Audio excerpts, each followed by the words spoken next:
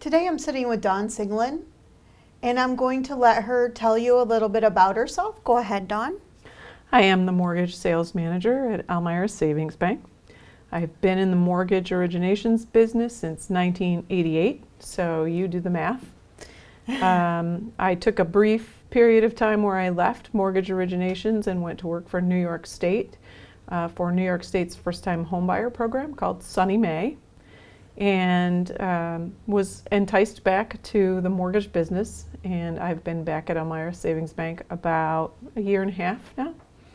And it's been my lifelong career, really, the mortgage business.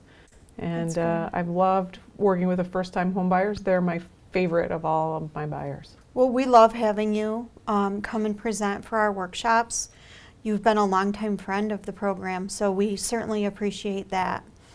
So let's get right to it. Okay.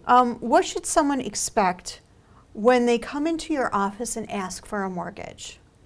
Well, if they're coming in off the street and they haven't made an appointment with us, we'll certainly sit down with them and try to give them an overview of the mortgage process, help them understand the importance of all the phases of the mortgage, help them to get pre-qualified.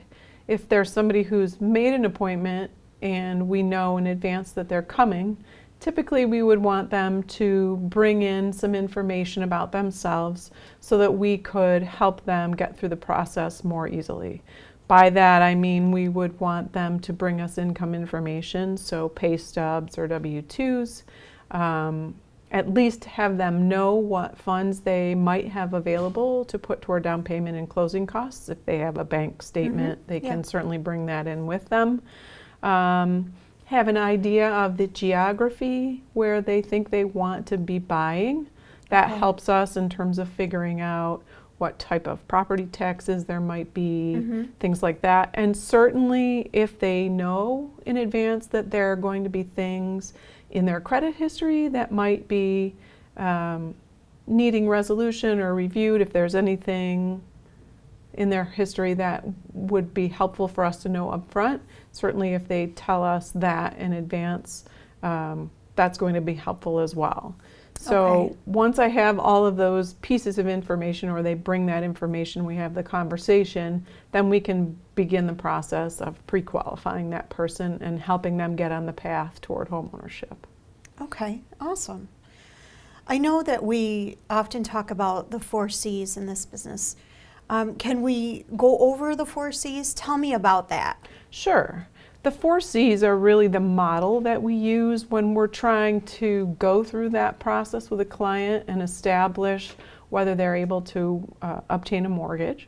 So the 4 C's are, in the order that I like to look at them: credit, capacity, cash, and collateral. Okay. So individually, credit obviously is a key piece of whether somebody is even going to be able to have a mortgage product available to them. Okay. So when somebody comes in, I'm going to ask them if it's okay for us to pull their credit. If we can't, we really can't make an educated decision about what options are available to that customer or what steps they need to take next. So the credit is key when we look at what we think is going to be available to that client. And we look at the credit from the sense that that customer needs to have some credit, typically.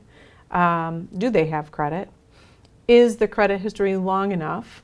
Is the credit history positive or is it negative? Have there been things that have happened to them that might make it a little bit more difficult for them to have clean credit? Have they got a lot of credit available to them, and how much of that credit are they using? So are they a person who uses a lot of revolving type of credit? Do they have a general mix of credit from, installment or personal type loans, student loans, vehicles, all those kinds of things? So those things all weigh into a customer's credit and help them determine what we look at, which is a credit score. Credit scores go between 350 and 850 in the mortgage world. Higher is better. A lot of programs that we have set minimum credit scores that are required that a customer has to meet in order to be eligible.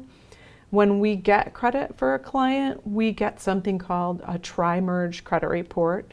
That's a report that puts all 3 credit bureaus into one concise report and gives us a credit score from each of those bureaus. What are the bureaus? What are the 3 so bureaus? your 3 credit bureaus are Experian, Equifax, and TransUnion. Okay. And they all have their own models for evaluating credit. They take all of your credit history and condense it into numerical values, which somebody with a much bigger brain than I have set when they determined that model, but I don't know exactly how it was derived. But they give numerical weight to everything that's happened in that customer's credit, whether it's the length of credit history they've had or whether they've had negative credit. All of those things weigh in and they get that score that I mentioned, that 350 to 850 score. Okay. Each bureau has a slightly different formula, so the score is typically not the same between each bureau. It might be slightly off. So when we look at it, we look at all 3 and we take the one that's in the middle. And we use that as the score that helps set the standard for what products might be available to the client. Okay. Okay. All right. So the second segment of that is the capacity. So when we've established the borrower has credit and that there are some credit options, then we want to look at what credit is on that credit report, what they have in monthly payments for all of those things I mentioned before, the student loan, the car payment, the minimum payments on their credit cards. Right. Mm-hmm. And we want to look at what that represents on a monthly basis as a % of their total income. Okay. So their capacity is really how much room they have in their spending capacity to support this new mortgage.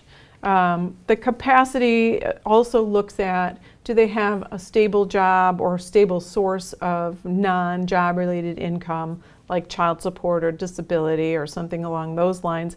Have they had a sufficient time in the workforce at their current job to be considered stable and have that income be reliable, so that we know that when we close on their 30-year investment, we're not going to have to worry that they're not going to pay us 15 months down the road or 4 months down the road or whatever. Okay. So the capacity looks at not just do they have an income, how much of it are they already spending on the debt that they've already accumulated. And we combine those two and we develop what's called a debt ratio. And this is often confusing for the customer because it's a language that they're not used to speaking. But in its simplest terms, it's what they earn on a monthly basis before taxes are taken out, their gross income, divided by what they owe in monthly payments on a monthly basis. So all of those things. And that's expressed as a percentage. And each program really has a different level of what they consider an acceptable debt ratio. So the lender's job, my job when they're sitting with me, is to say, how much can they afford based on this program, this program, this program? So once I know where the debt ratio is, I know whether they actually have room to support the new mortgage. Okay. And then we can back into that from there and say, okay, you've got this much room. Backward, that translates to X as a purchase price, and then a loan amount somewhere in between, which leads me to number 3, which is the cash. So we know what the borrower is capable of in terms of a maximum mortgage. We know what the requirements are of each program that we offer. Do they need 3% down? Do they need 5% down? Do they need nothing down? It really just depends on the product that's available to the client. Okay. And then also in every mortgage transaction, there are closing costs, which are the fees and charges that go along with getting the loan, which I understand will be covered in more detail in another segment. And then prepaids, which are typically your customer's taxes for the first year, their homeowner's insurance, Okay. any interest on the loan from the day the loan closes. So we've got a down payment, we've got closing costs, we've got prepaids. All of those are expenses that are needed to be covered by the cash. So when we're figuring that out, we've got the capacity is here, but the cash need is here. How do we fill the gap between so that we have a customer who can come to the table with enough money to close, show the bank that they have reserves if necessary so they don't have every dollar spent when it's time for them to actually move into their house and make their first payment, and so on. That's obviously why people come and see you for your homebuyer education Yes. class, because that's an excellent source of cash that's acceptable to lenders for down payment and closing costs. Right. So right. it covers those issues. And we could go into it in detail, but there are a variety of different ways that a borrower can help meet those cash needs. Yes, there's several different ways, isn't there, Dawn? Yes. Yeah. Certainly grants and opportunities like yours, cash that they've saved, tax refunds, stimulus payment money that may have come, gifts from family members are another acceptable source, a sale of an asset, and I've seen some interesting things that have been sold in exchange for coming up with I'm money. sure you have. Yeah. You can sell a cow, believe it or not. And I didn't know you could actually have a title to a cow, but they come registered, and we've had that happen. What lenders really don't like to see is that yesterday you had $5.05 in your bank account, and today you have $5,005 in your bank account, and you don't have any way to prove it. I think that's a big thing, especially if you have a lot of people that are working as servers or in occupations where tips are common. Yes. They get that money in cash. It just goes into a jar on their dresser, or it goes into the mattress money, in a box under their bed. Right. Or for whatever reason, they just don't have a relationship with a bank. I don't like banks. I don't trust banks. I don't want to keep money in the bank.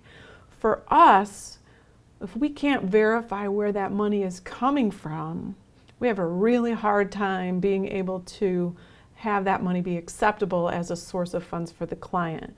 And a lot of that comes from back in the days when 9/11 came about, and all of a sudden the federal government is looking to us to make sure that we're not getting funds that are coming from illicit sources. So, it's not money that's Right. been laundered, or it's not somebody who's running a side business that they're not reporting to the IRS, or that, they're not, God forbid, running a meth lab out of their basement. Right. Not right. that we expect any of our clients Right, certainly to be in that type of Right. business. So basically legitimate funds. Right.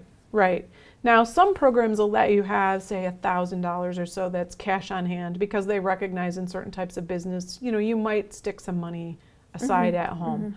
But a lot of times, if a customer hasn't already got a relationship with a bank, or they come in and they see me and their money is in cash at home, then we'll say, look, let's help you get an account established. Let's help you put that money aside and let it age over time, so that it becomes money that you've had in your account for a while, so Okay. it's legitimately verifiable as Okay. your own funds. And how long does that need to sit in the bank? Typically, we look back at 60 days. So Okay. if you come in to see me, I'll look at your last 2 months' bank statements, and I'm going to go through and look for any large deposits that don't seem to be normal based on your paycheck, or what other types of things you have coming in, if you have child support or alimony or something like that. So we're going to look at your bank balances. So 2 months ago, your bank balance was 5, and then on the 15th, it went up to 5,005, as I said. Then we're going to say, oh, that money has not been there as your money long enough. But if 2 months ago your starting balance was 5,005, and now your balance is 5,055 because you put it in a savings, that's your money. It's aged out. It's good. So, Okay.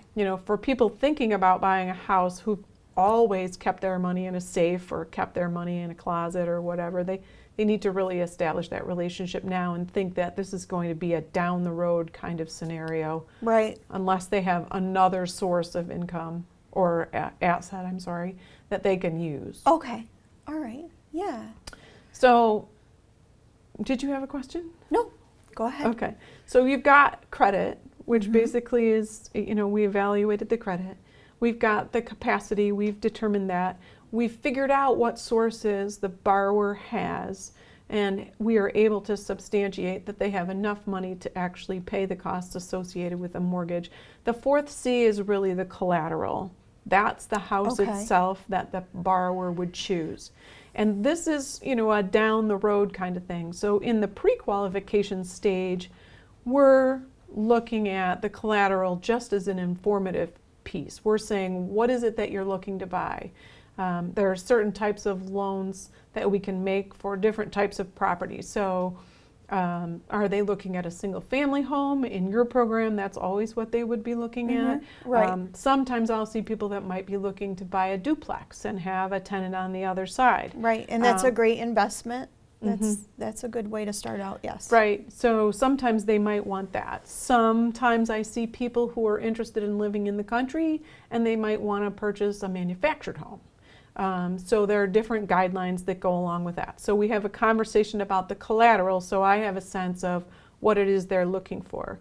And then geographically, I also want to talk about the collateral because I want to get a sense of what the property taxes might be in a municipality so that I can help them, figure out how that affects their overall payment. Yeah, add that into the payment. Right. Right.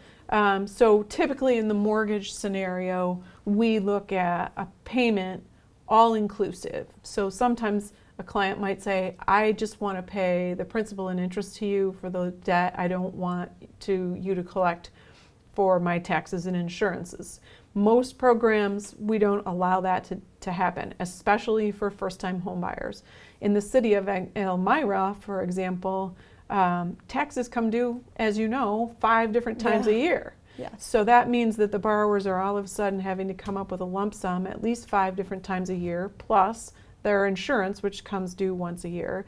It's much easier for the client and certainly safer for us as the lender to just have them pay 1/12 of the annual bills for all of those things into the escrow every month as part of their payment and let us handle dispersing those types of taxes out. Right. So, we look at that as part of the collateral as well. And last but not least, when we're talking about it, we want to make sure that the borrower is buying in an area that's primarily supported by other residential properties. Okay. We don't want to lend or are often not able to lend. I shouldn't say necessarily don't want to, but often cannot lend when the property is mixed use. So say if somebody had an apartment upstairs but there was office space downstairs and they wanted to buy that building, say they were self-employed or something and they thought, oh, that would be good, I could have my office downstairs and live upstairs. In the residential world, we can't typically finance properties that have both types of uses unless we're doing some sort of specialty project. We also don't want to be in a position where your house is the only residential house in the middle of a commercial district. And from our perspective, it's really more about what happens in the worst case scenario. In the worst case scenario, you don't pay, and I've got to take your house back, which God knows I don't want to do. Right. But if that happens and I need to resell it to get my mortgage money back, I need to be sure that the property is of good enough condition in a good enough area where it's going to be easy for me to make that happen. And honestly, from a client's perspective, the borrowers should really want the same thing.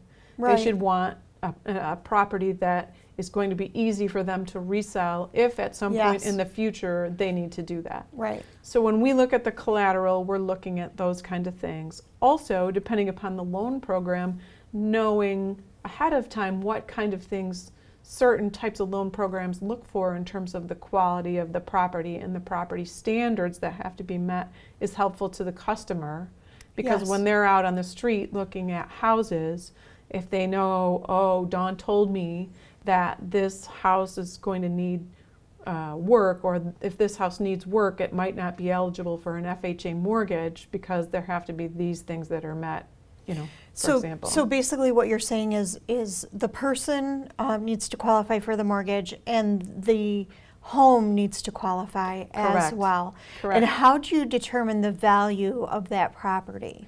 When the client comes in and actually has a contract in their hand, and we're What not kind of contract? a purchase offer, Okay. they've accepted a purchase offer with a seller, so that he and the seller have negotiated an offer. Okay. So when they come in and they come to us and we're converting any work that we've done as pre-qualification into an official application, one of the very first things that's going to happen after we've updated their income and credit, if we need to, is we're going to order an appraisal on the property. Okay. Now, this is different than an inspection, Okay. which would be done typically prior to applying for the mortgage and done by, if they're working in your program, somebody that's recommended by you as a certified structural inspector. And they're looking for deficiencies in the property and things like that. An Okay. appraisal is an actual visit to the site by a licensed individual who is looking to see the quality of the property and see that there are X number of bedrooms, X number of bathrooms, a certain amount of square footage. They measure all of that stuff and they say, okay, we want to show you as the lender that the property is worth what the buyer is saying they're putting in a purchase offer for. So if I'm buying this house for $75,000, my appraiser is going to go to the site and say, okay, this 3-bedroom, 1.5 bath, 1,800 square foot, 2-story house in this neighborhood is going to be compared to other properties just like that or as close as they can get that have sold in the last 6 to 12 months to see whether the value is supported by what else is going on in the market. Does that follow? Yes. So the yes. appraisal is different from the inspection. Right. And that really what it's looking for is the value. Is the value Right. there? If the appraiser notes that it's there are some items that need addressing from a repair type of standpoint, or there are things that are brought up perhaps in the property condition report that the seller might have given, then they'll probably comment on that, and that would require us to ask for additional information. But an appraisal is in no way a structural inspection. Okay. And in fact, an appraiser has a clause in their written documentation that says, I'm not a structural inspector, I'm not a licensed engineer. If there's something that I've pointed out in this report that you find needs further investigation, I recommend that you contact those people accordingly. Okay. And people often confuse inspection, appraisal, and assessment. Can you describe what assessment is in this? I can certainly try. So the appraisal is the value for the purpose of securing the loan. It's saying, is there enough value in the property to secure the amount of the request the borrower wants? The assessment looks at a lot of similar things. It looks at, how many square feet there are, how many bedrooms and bathrooms. It looks at it from a neighborhood perspective, but it's a valuation that's determined for the purposes of determining how much property tax a borrower is going to have to pay. Okay. So while an appraisal and assessment are similar, they may not necessarily be the same value. And that's Right. even more complicated by the fact that an appraisal is a point in time look at what's been selling in a marketplace in the last And the value of the property, right? in the last Okay. 6 to 12 months. But assessors don't come out every year and do what they call a full market assessment of every property in a municipality And that's every strictly year. for tax purposes. Correct. Okay. Right. So the assessed value, maybe the last time that a municipality did an assessed value was 2006. So an assessment is the purpose of taxation. Just because it says the assessment is this doesn't necessarily, that's market value. Right. That could be higher or lower And depending that's on where what's happened. the appraisal comes in. Right. So we have an inspection, which is structural. They're looking for any structural defects, anything that, may be a hazard to the home buyer. Correct. We have the appraisal that determines the value for the bank and for strictly the mortgage. Mm-hmm. And then we have the assessment, and the assessment is for tax purposes. Right. Okay. Exactly. So it sounds like we've covered all 4 of the C's. Yeah. Okay. So what I want to do is I want to kind of backtrack and talk about credit. Okay. Credit is a huge issue. It's your reputation in the lending world. Right. What if I come to you and sit down and I want to get pre-qualified for a mortgage? And you pull my credit and you see I have some blemishes on there. Mm-hmm. How do you address that, Dawn? Well, I always encourage the borrowers to be very forthright with me when it comes to talking about anything they might know about that's negative. Sometimes people are surprised to find that there's something on their credit report that they didn't know about, a medical collection as a result of a copay that they didn't even think they ever got a bill for. Sometimes people just downright have had hardship. You know, that can be anything from a job loss like we're in right now, where people could be laid off or furloughed or completely lose their jobs forever as a result of the COVID type of a situation, or Right, a right. company goes under, you know, and those people's economic situation changes for a period of time, so they've had a negative period of credit. So what we want to look at is whether or not there's really been enough time since that negative period of reestablished credit, and that if there's an explanation that makes sense, we can help them, you know, by saying, okay, this happened to you 9 months ago. At a minimum, we need to have 12 months or 18 months or whatever the time frame is for the product they're interested in of clean credit with no missed payments. It looks like you're trying really hard to get back on track. We just need to wait a little more time.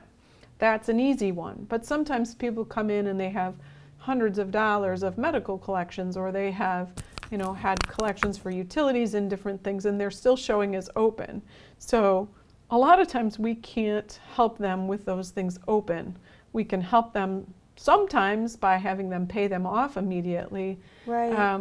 But sometimes it's not something that they can do right away. So what Okay. I always try to do is help them look at what's outstanding, give them resources to start talking to the credit bureaus themselves, information on maybe the actual credit provider that's listing the item on the credit report, because sometimes that information is available to us.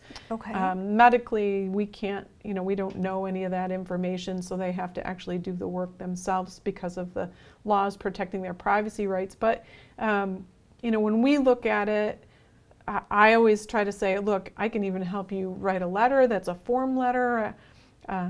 You know, here's a form letter, you need to send this to this creditor and this creditor, and say, if this is something you really want to do, let me help you put yourself on the path to getting there. It's going to require some work. It's going to require that you write some letters or pay some things off or make some payment arrangements, but then I can evaluate and say, the timetable might be 6 months, the timetable might be 12 months. If you want to do that, this is what you need to do. So you help them by pointing out some of the blemishes and then assisting them in correcting that, which is Correct. great. Correct. And that's one thing that I want to point out. You know, I'm here as Elmira Savings Bank, but you know, for anybody that's watching this, certainly they're going to have a relationship with whoever their mortgage loan officer is. Would I love that everybody came to us? Absolutely. But let me just say this. Your mortgage partner is going to be critical in the success for you for this. So if you have some of that happen to you and you've had blemishes, and then all of a sudden, you know, you go to see your loan officer and that person's not asking you how they can help you, or they're saying, let me help you, then maybe that's not the person that should be your mortgage partner while you're trying to work on the biggest financial transaction of your life. Right, You know, because you're committing 30 years to this lender Right. for the most part. Right. I mean, you want somebody who's really going to be there to be your helper and your advocate. And there are lots of good loan officers in this community, lots of people who've been around a long time. There are also some that don't necessarily have that interest at heart. So somebody who does that and makes that relationship with the client is really going to be a person I would recommend your clients reach Okay. out to. Yeah. And so tell me, if I was potential person to get a mortgage. Mm-hmm. What if I came in and I had absolutely no credit whatsoever? Well, that's an interesting question because the world has become driven by credit, Right. right? So if you think about it from the perspective that, you can't rent a car without a credit card, or you can't not typically get a motel room somewhere if you need to stay away from home overnight without some sort of a credit card. I mean, there are obviously places that's still possible to pay cash, but there are things that you cannot do if you don't have a credit card or a credit score. And credit scores are being used now in job analysis and risk ratings for auto insurances and other types of things. But if you're a person who believes that the way that you manage your financial life is to operate only on a cash basis and to say, I live within my means because, as soon as I step over that boundary, I'm using other people's money, I don't want to operate that way, you find yourself shut out of a number of opportunities. In the mortgage world, there are still programs where you can develop what we call alternative credit.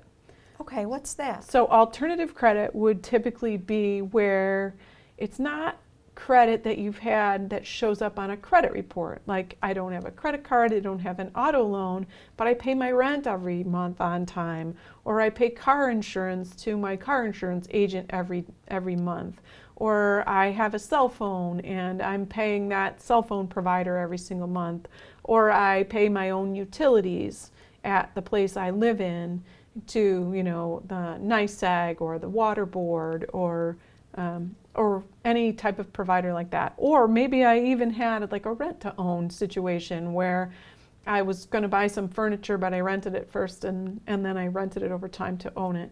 Those things, we can typically have you compile proof that you've paid those types of creditors for any period of time that the program requires. So 12 months typically is kind of a floor number of months. Some programs like the Sunny May program want to see 18 months, but if you can provide us with like canceled rent checks or withdrawals from your bank account to go along with a lease for rent, histories from those sources that I previously mentioned, we can build that non-traditional credit or alternative credit and show, okay, this borrower has at least 3 types of bills that they've been paying regularly over a period of time. They're not going to show up on a credit report, but we can show that they have been responsible in paying payments on time, and then we can use that as a substitute for having no credit on the traditional side. Okay, that's great. So we talked a little bit about what your house payment is made up of. Could you go more in depth about when I make my monthly payment, house payment to you, what am I paying? Okay, so your house payment is composed of what I call 4 pieces. PITI. It's a pity, but principal, interest, taxes, and insurance. So when you take out a loan, say the loan is for $70,000, we set up the repayment term over 30 years at a specific rate of interest.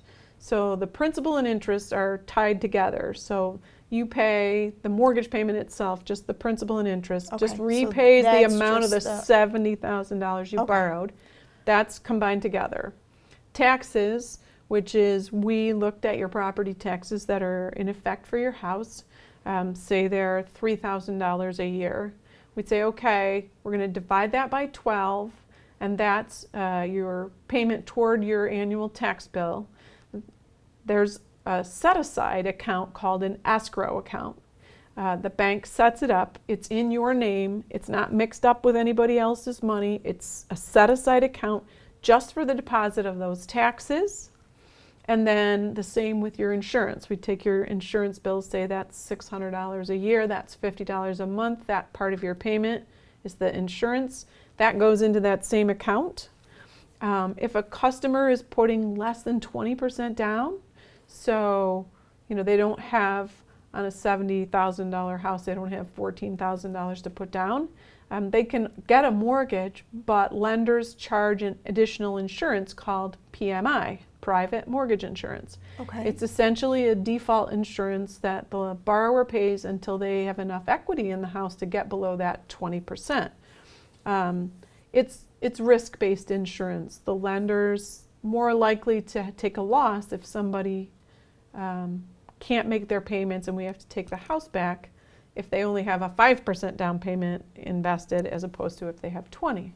Right. So that insurance allows them to get into the house now, Okay. but they pay more in their monthly payment instead of having to come up with a bigger down payment. Okay. So that piece also is an insurance that goes into that escrow. So the escrow itself holds on to your taxes, your homeowner's insurance, your PMI payments, and then the bank is paying those out on a monthly basis. But what you're sending me is the sum of all four of those pieces. The Okay. principal and interest, 1/12 of the taxes, 1/12 of the homeowner's insurance, and the monthly PMI. Okay. PITI. Okay. All right. Well, thank you so much for letting us pick your brain today, Dawn. Sure.